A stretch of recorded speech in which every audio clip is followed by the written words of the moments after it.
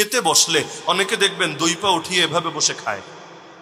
বসাটা এবং বাথরুমের বসাটা পুরো একরকম হয়ে যায়, হয় না? অনেক সময় 2 পা উঠিয়ে বসে তারপর কষ্ট কষ্ট করে তারপর ভাত খায়। অনেক মক্তবে পর্যন্ত এভাবে পড়ায় যে খাবার খেতে বসার সুন্নত তরিকা হলো 3টা, এর মধ্যে একটা হলো 2 পা উঠায়া, হাঁটু 2টা উঠায়া আর নিতম্বটা উপরে জাগ্রত অবস্থায় এভাবে খাবে।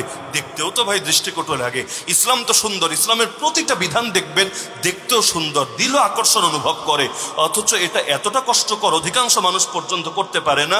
আপনি বাস্তবে যোগ্য বিজ্ঞ মুহাক্কিক আলেমদের থেকে যাচাই করে নেন যে এই শক্ত খাবারগুলো যেগুলো খেয়ে আমরা পেট ভরি, এগুলো এভাবে বসে খাওয়া সুন্নত, এটা ভুল কথা।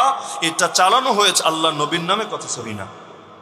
তাশাহুদের মতো বসেন, অথবা 1 পা উঠিয়ে বসেন, অথবা আপনার যদি এভাবে বেশি কষ্ট হয় আপনি চাইলে এইটাও বৈধতা আছে, আপনি আসন দিয়ে বসলেন, কিন্তু 2 পা উঠিয়ে নিতম্ব মাটি থেকে উঠিয়ে এভাবে বসে বসে ভারী খাওয়া, এটা যে যদি সুন্নত দাবি করেন, কিসের ভিত্তিতে সুন্নত ওই দলিলগুলো এনে আমাকে দেখাবেন, আমি ইনশাআল্লাহ আমার কথা উজ্জ্ব করে নেব। অনেকগুলো কথা আমি বুঝতে পারছি এটা অনেকের একেবারে কষ্টের কারণ হবে, কারণ 1000 বছর ধরে যা চলে হঠাৎ করে একদিন যদি ভিন্ন কিছু শোনে মনে কষ্ট পাওয়া স্বাভাবিক। এজন্য সবগুলোতে ভিন্ন অপশন আছে। নাসিরনগরে আমি যেই পরিমাণ আছে আমার বাড়িও এই পরিমাণ যাই কিনা সন্দেহ আছে।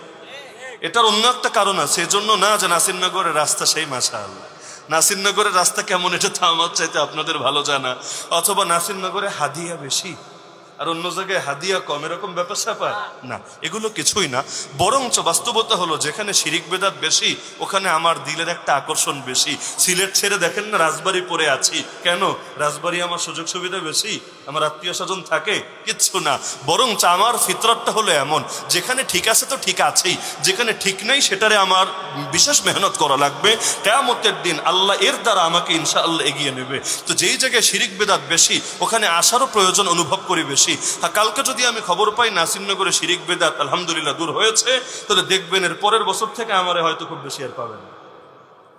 তাহলে যেখানে ফিতনা বেশি সেখানেই তো যাওয়া দরকার বেশি। তো এই কারণে কথাগুলো যে আমি বলছি অনেকে কষ্ট পেতে পারেন, তো এই কারণে আমি যদিও বারবার আসি, সেই হিসাবে যদি কোনো কথাকে মনে করেন যে এটা ভুল, দলিলের আলোকে আমাকে চ্যালেঞ্জ করবেন, আমি ইনশাআল্লাহ উইথড্র করে নেব। উইথড্র করি নাই তাহলে আমাকে লাল কার্ড দেখায় দিয়েন, সমস্যার কিছু নাই।